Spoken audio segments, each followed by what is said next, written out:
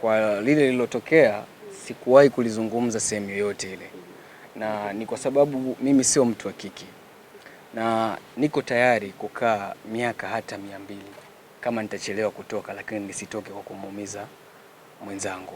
Umeona kilichotokea kwenye issue ya Mbosso kilikuwa ni uongozi. Kuna uongozi ambao mimi ulikuwa unanishikilia ambao ulikuwa uko Idaho Marekani, lakini kilichokuja kutokea tu ni kwamba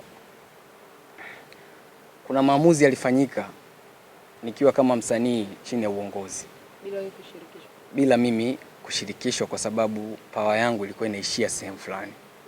Umeona, lakini nachoweza kuongea kwa kifupi tu ni kwamba moja kabisa, kwanza mimi mwenyewe ni shabiki wa Mbosso.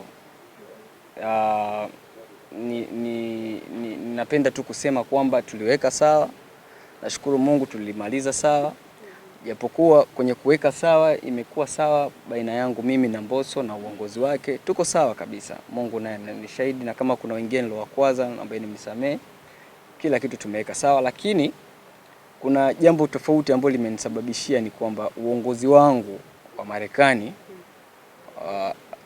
rasmi ulituma note ya kuachana na mimi. Kwa sababu nimemalizana na Mbosso? Kwa sababu sio kwa sababu nimemalizana na Mbosso, kwa sababu kuna 1, 2, 3 ambayo wao walitaka, mimi sikuwa tayari, na ni yote ni kwa sababu sisi ni vijana wa Tanzania, tunapenda amani.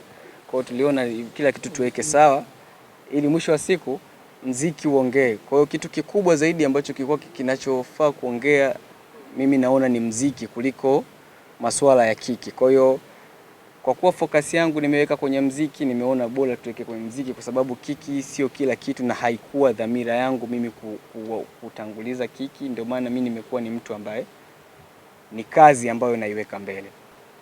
Nitasema neno kiki kumaanisha kwamba kulingana na taswira na comments nyingi ambazo nimezipata. Mimi nimepata comments zaidi ya 1000 kwenye napata comments zaidi mamia ya comments kwenye posti zangu, watu wakiwa wanani attack mimi. Lakini nitakachokisema tu ni kitu kimoja, as long as Mbosso tumeweka sawa na sisi tuko sawa na kila kitu tuliweka sawa, hii nitaisema, natumia neno kiki kwamba ni mawazo ya watu, lakini uhalisia ni kwamba kilichotokea hakikuwa ni kiki.